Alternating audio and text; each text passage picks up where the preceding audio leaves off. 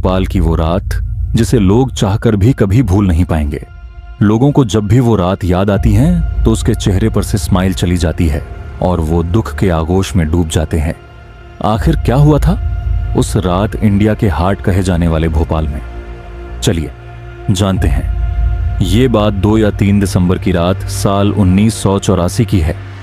ठंडी हवा भोपाल की गलियों में सरसराती हुई बह रही थी। दिसंबर की यह रात बाकी रातों से कुछ खास नहीं लग रही थी। लोग अपने छोटे छोटे घरों में दिन भर की थकान के बाद सोने की तैयारी कर रहे थे, लेकिन किसी को नहीं पता था कि यह रात उनकी जिंदगी में अंधेरे का ऐसा साया लेकर आएगी जिससे वे कभी उभर नहीं पाएंगे। यूनियन कार्बाइड फैक्ट्री, जो शहर के बीचों बीच एक विशाल राक्षस की तरह खड़ी थी, उस रात किसी बड़े अनहोनी की तैयारी कर रही थी। रात के करीब 12:30 एक छोटी सी गलती या शायद एक बड़ी लापरवाही ने एक खतरनाक गैस मिथाइल आइसोसाइनेट MIC को हवा में घुलने दिया। वह गैस जो अदृश्य थी मगर मौत की एक अद्भुत गंध लेकर आ रही थी। शहर के मजदूर बस्ती में सबसे पहले इस गैस का असर महसूस हुआ। एक महिला जो अपने बच्चों को सुला रही थी अचानक खांसने लगी। उसकी आंखों में जलन होने लगी और गले में एक अजीब सी घुटन महसूस हुई। वह घबराकर उठी और बाहर झांकने गई, लेकिन उसने जो देखा इससे उसके होश उड़ गए।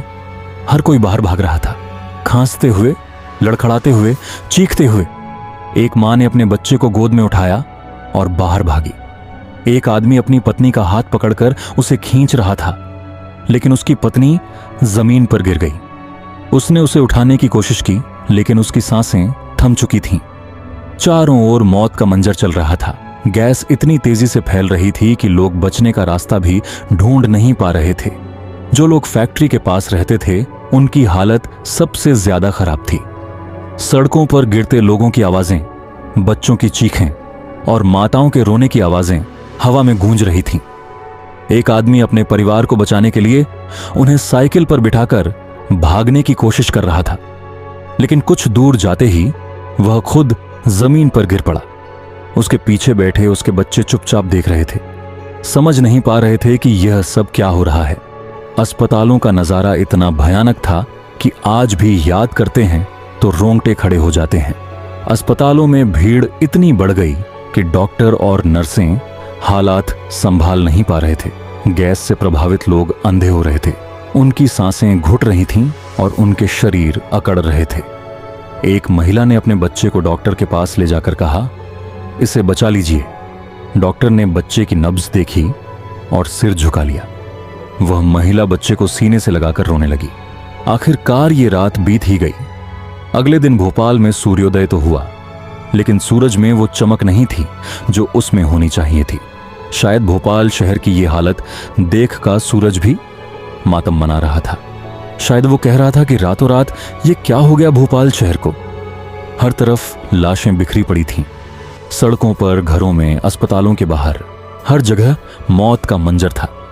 पक्षी, जानवर, इंसान, कोई भी इस गैस की चपेट से नहीं बच पाया था। कई लोगों ने तो अपने पूरे परिवार को ही खो दिया था। एक बूढ़ा व्यक्ति अपनी पत्नी के बेजान शरीर को पकड़े बैठा था। एक मां अपने बच्चे को अपने कंबल में लपेटकर पकड़ रखी थी, लेकिन वह बच्चा अब कभी भी जागने वाला नहीं था। एक सवाल जो भोपाल के लोगों के मन में हमेशा रहेगा, क्या इसे टाला जा सकता था? क्या वो लोग इसकी भरपाई कभी कर पाएंगे? इस लापरवाही से हजारों लोग मारे गए, लाखों लोग घायल हुए।